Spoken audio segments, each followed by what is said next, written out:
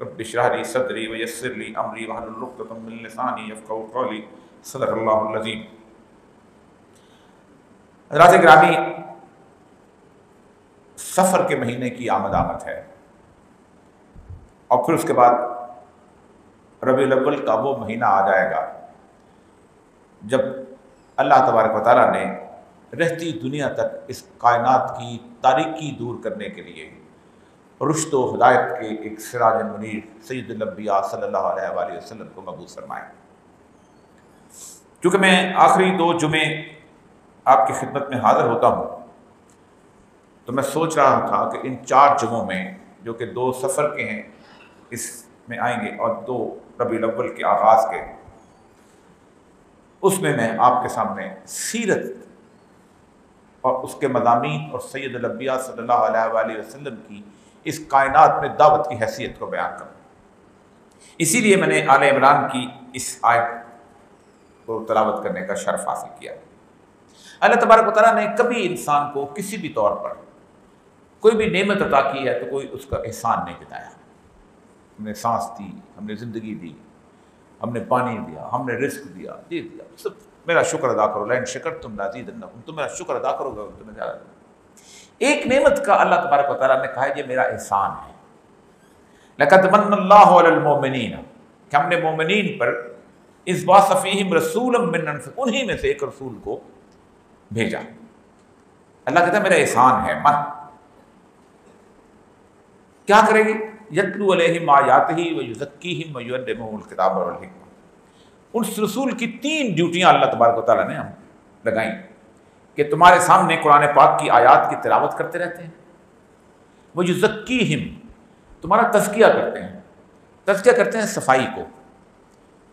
ایک ہوتا ہے تلاوت کر دیا آپ نے، بات آپ تک پہنچ گئی، لیکن جو آخری آپ صلی اللہ علیہ وآلہ وسلم کی ڈیوٹی اللہ نے لگائی ہے وہ یہ ہے وَيُزَكِّيهِمْ وَيُعَلِّمُهُمُ الْكِتَابَ وَالْحِكْمَةَ، اور پھر تمہیں کتاب اور حکمت کی تعلیم دیتے ہیں۔ اب کتاب کو اللہ تعالیٰ نے نور بھی کہا ہے، حکمت کو بھی نور کہا ہے۔ برتن آپ کسی جگہ لے کے جائیں دودھ لینے کے لیے تو سب سے پہلے کیا کام کرتے ہیں؟ اس کو دھوتے ہیں، اور دھونے کے بعد اگر کوئی ذرہ رہ جائے تو پھر جاتے ہوئے پھر بھی دودھ والے کے پاس جا کے اس کو پھونک مارتے ہیں کہ کوئی ذرہ نہ رہ جائے، کہ دودھ جو ہے کہیں وہ جو ہے وہ خراب نہ مل سکے، اس میں ملاوٹ نہ ہو جائے۔ یزکیہم بیسیکلی اس برتن کو پاک صاف کرنا ہے جو میرا برتن ہے، کہ جس کے اندر نور کا، ہدایت کا نور آنا ہے۔ لیکن اللہ دعویٰ کرتے ہیں کہ نبی اکرم صلی اللہ علیہ وآلہ وسلم سے پہلے تم کھلی فی ضلال مبین، کھلی گمراہی کے اندر تھے۔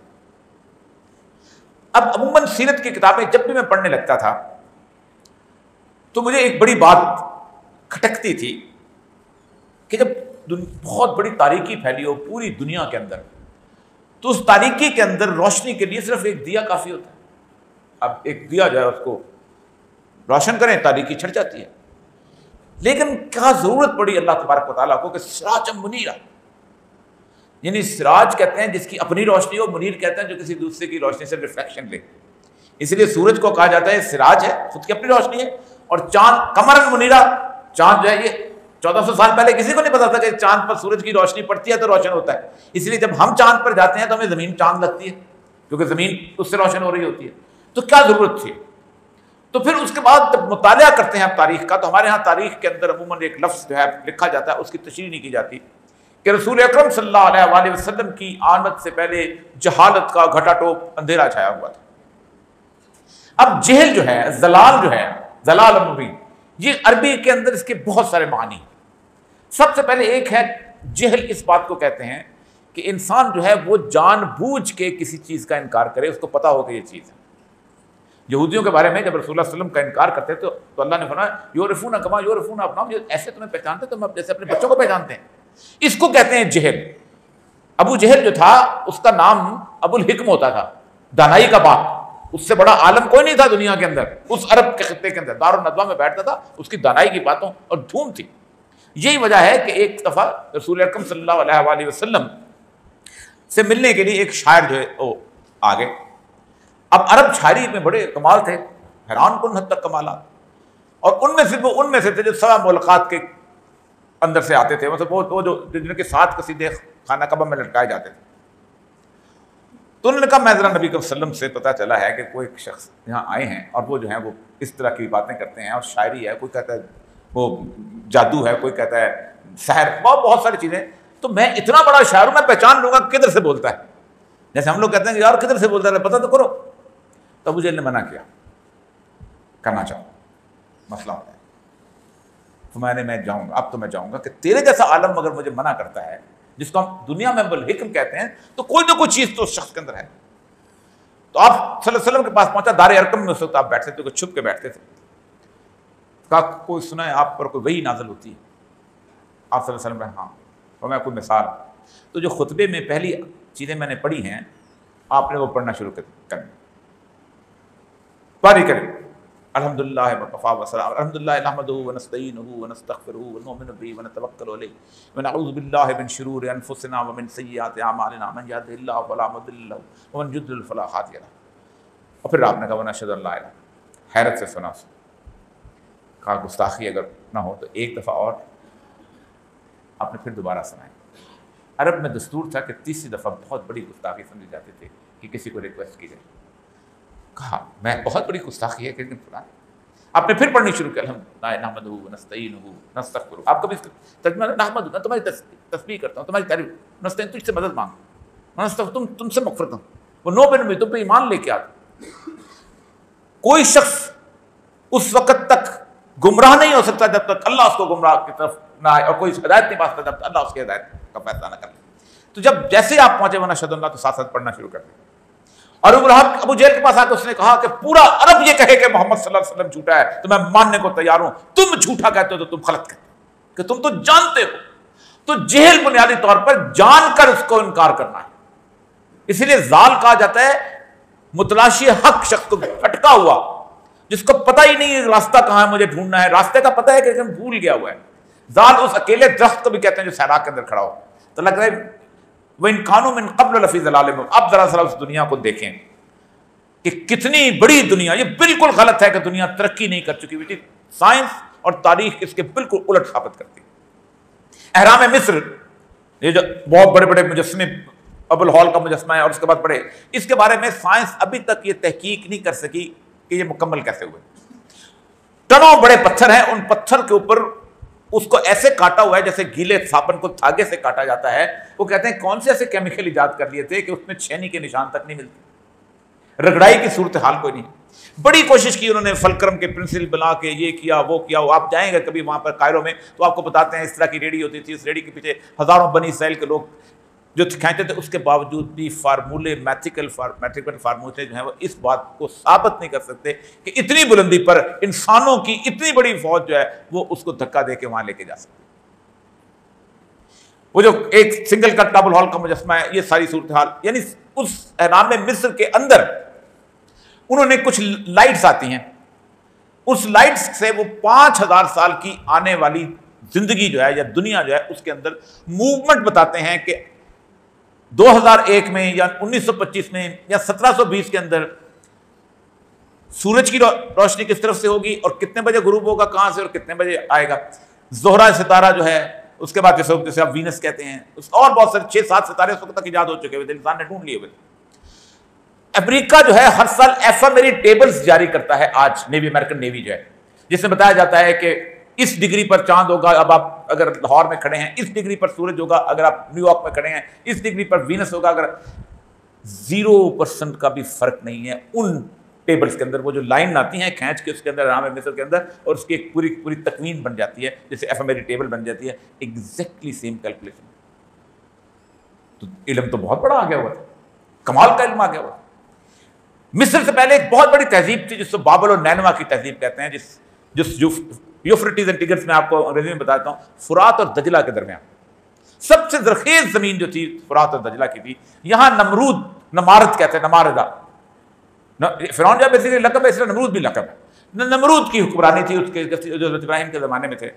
یہ جب ترکی سے آپ آئیں تو فرات کا دریا جو ہے وہ شام میں داخل ہوتا ہے، پھر اس کے بعد شام کے سے آگے ہوتا وہ دریا جو ہے وہ عراق میں آ جاتا ہے، اور اسی طرح دجلہ کا دریا بھی جو اس طرح ہوتا ترکی کے ایک کونے میں آ کے نکلتا ہے، اس کے بیچ کی طرف. اس میں عرفہ کا ایک شہر ہے کہ جہاں نمرود کی سلطنت تھی. آج بھی وہاں جائیں تو وہ دونوں مینار آپ کو ملیں گے جہاں حضرت ابراہیم علیہ السلام کو باندھ کے انہوں نے مجریق سے آگ میں پھینکا تھا. ہینگنگ گارڈن اور بمبلوریاں بنائے تھے. دنیا حیران ہے کیسے بنائے تھے کہ لٹکتے ہوئے میلوں باغات ہوتے تھے ان کے. پھر ایک ان کے اندر ایک شخص پیدا ہوتا حمورابی. اس کے بارے میں کہا جاتا ہے کہ اس نے دنیا کو قانون دیے تھے کہ انسانوں کی اس طرح کی زندگی گزارنی چاہیے, جانوروں کے اس طرح کے حقوق ہوتے ہیں, باقی چیزیں. ایتھکس آف حمورابی آج تک ہمیں نظر آتا ہے. چین تہذیب کا گڑھ ہوتا تھا.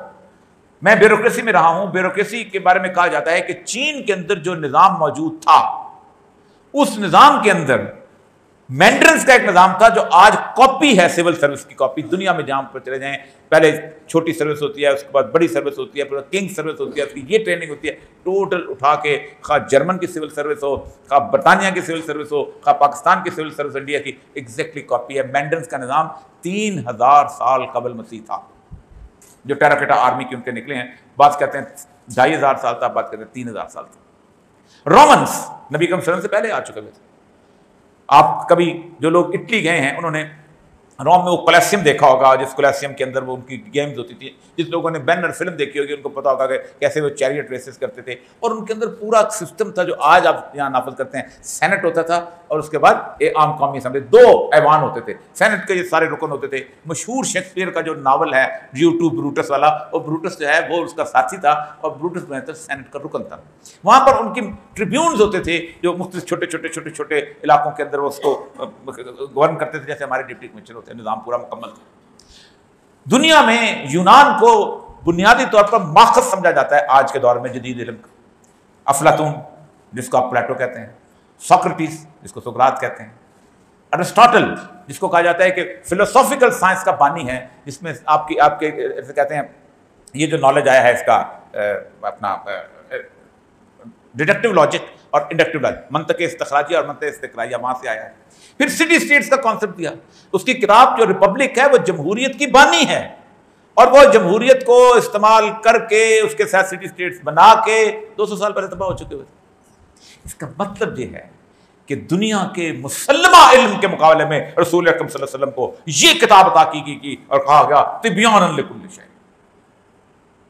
کہ دیکھو اس علم کو جو علم سمجھتے ہیں یہ جہل ہے. رسول اکرم نے ابو جہل کو کہا تھا یہ عالم نہیں, یہ جاہل ہے, ابو جہل ہے, کیونکہ یہ جان بوجھ کے حقیقت کا انکار کرتا ہے.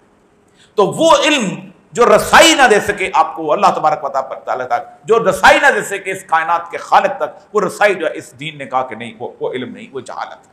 آپ ٹامک ٹوئیاں مار رہے ہوتے ہیں دنیا کے اندر. تو آپ کے اس پوری کی پوری بعثت کو میں نے 6 حصوں میں یہاں تقسیم کیا ہے کہ آپ نے اس دنیا کے اندر تبدیلی کیا لے کے آئے ہیں, اور پہلے کیا ہوتا تھا اس علم میں, آج کیا ہوتا تھا. سب سے پہلا تبدیلی جو آئی ہے وہ مذہب کے اندر آئی ہے.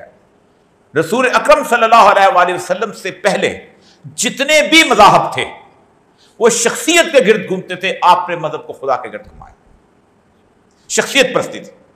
حضرت عیسیٰ علیہ السلام بات اللہ کے لے کے آئے تھے, لیکن کیا ہو گیا تھا, جیسس دی کرائسٹ, ابن اللہ, اللہ کا بیٹا, ہولی اسپرٹ, جیسس اور اللہ, ٹرینٹی کا جو کون تھا, قرآن کہتا ہے لا تقولوا ثلاثہ, یہ تم نے کیا تھا مت تماشا بنایا ہوا ہے کہ ہم تینوں کو تم نے ایک کر دیا اور اللہ اکٹھے کر دیا. یہودیوں کے ہاں حضرت عزیر کو اللہ کا بیٹا بنایا ہوا تھا. اسی طرح اس بر صغیر پاک و ہند کے اندر مذہب ختم ہو گیا تھا, ایشور کو کوئی نہیں جانتا تھا.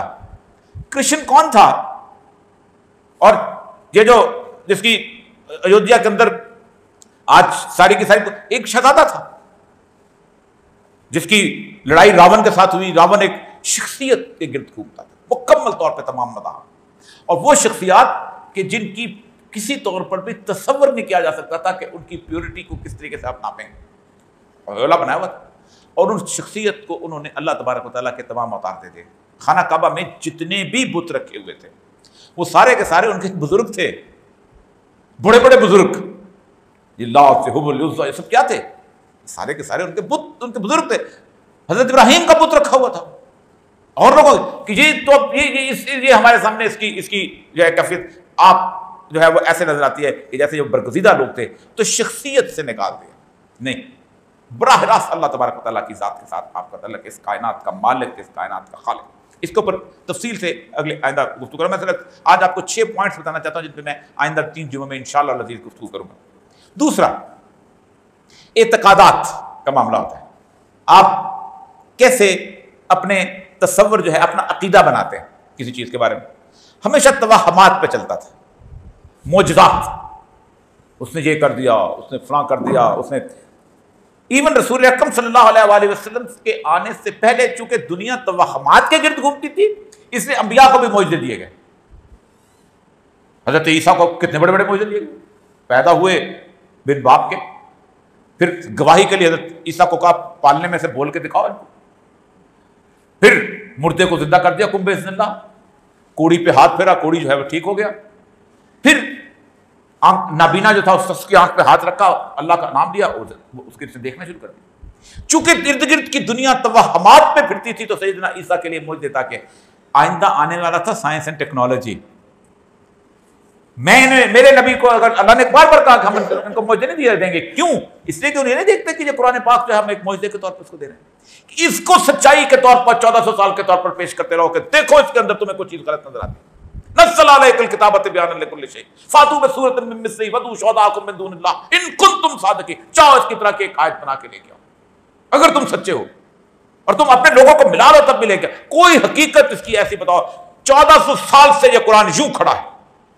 رسول اکرم صلی اللہ علیہ وسلم نے ایک دعویٰ کیا پورے علاقوں کے اندر، جب لوگوں نے کہا نا یہ وہاں سے تو ادھر، قرآن کے اندر بتاوا ہے قد لبثت فیکم عمرہ، میں نے تمہارے درمیان عمر گزاری ہے.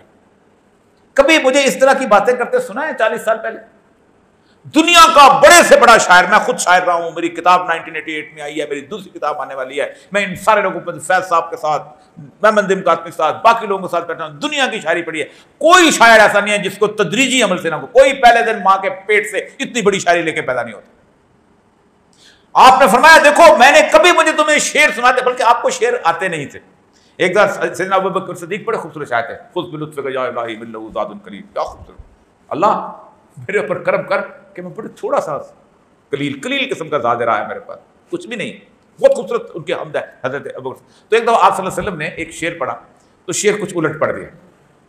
حضرت ابوبکر صدیق نے کہا کہ یا رسول اللہ شعر تو ایسے نہیں ہے. فرمایا بات سمجھ میں آئی؟ اتنا کہا وما علمناہ الشعر وما ينبغي له، ہم نے تمہیں شاعری نہیں سکھائی کہ شاعری تمہاری شان کے برابر نہیں.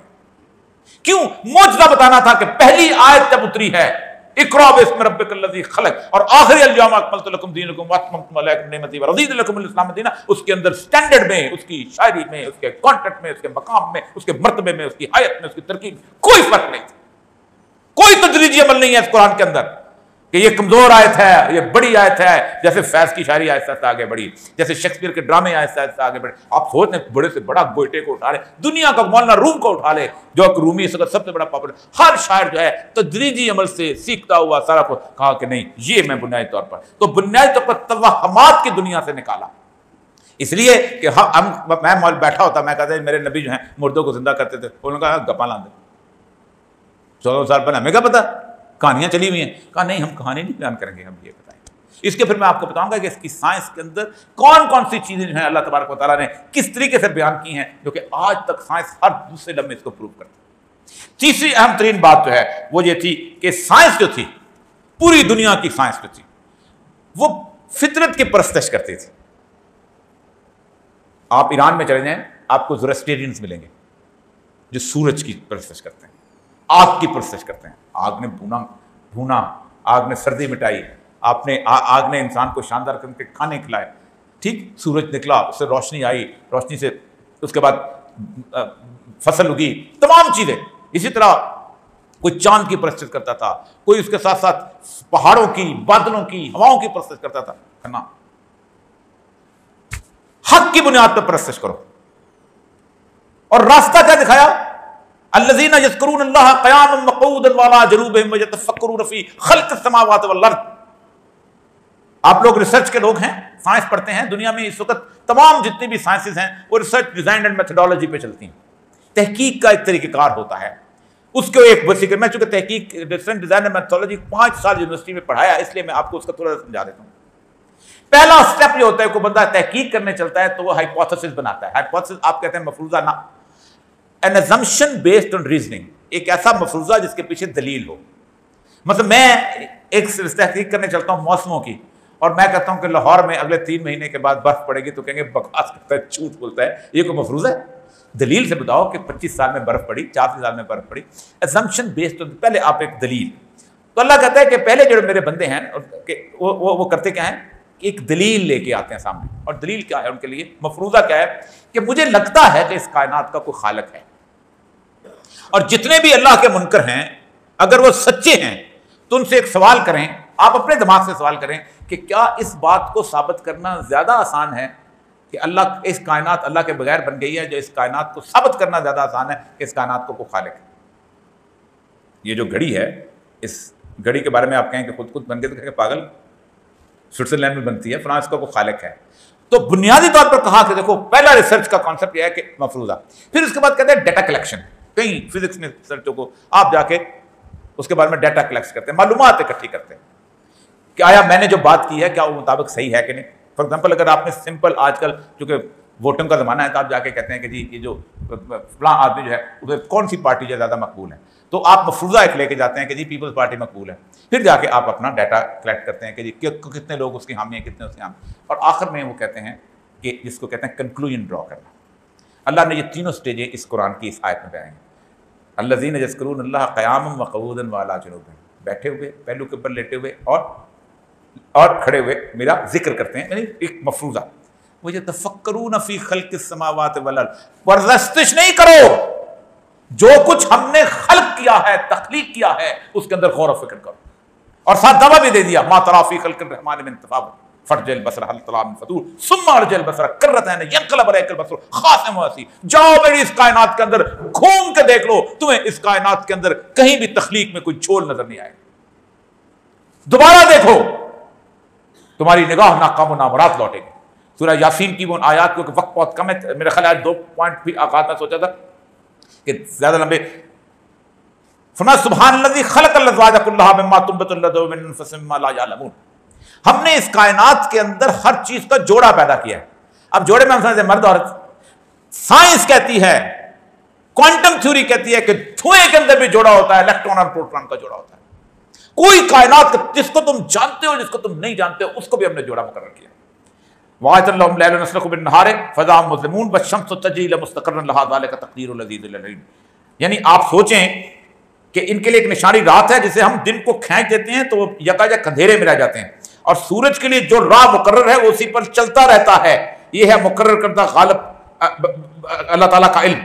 اور والقمر قدرناہ منازل حتی عاد کالعرجون القدیم، تو چاند جو ہے اپنی منزلیں کرتا کرتا آخر وہ اس کی تحریک آ جاتا ہے. لیکن اس کو آگے اللہ نے کمال کیا. لا شمس ینبغی لہا، یہ کائنات کی آج کاسمیٹک سائنس جو ہے یہ گلیلیو کی 1600 کے 300 سال کے بعد آئی ہے.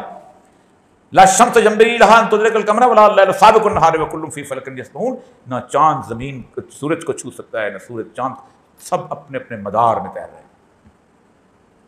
1600 سال پہلے گلیلیو نے وہ بنائی تھی، اور اس نے کہا تھا یہ چاند ہے یہ زمین کے گرد گھوم رہا ہے، تو اس کو کہا تھا تمہارا دماغ خراب ہے. اس کی وجہ یہ ہے کہ ارسطو کا علم یہ کہتا تھا کہ زمین ساقط ہے اور چاند جو ہے وہ بھی ساقط ہے، اور ساری اجرام فلکی ساقط ہیں. اس سے موومنٹ کسی اور طرف سے ہوتی ہے، اور بہت ساری چیزیں میں آپ کو بتا سکتا ہوں دلیل سے.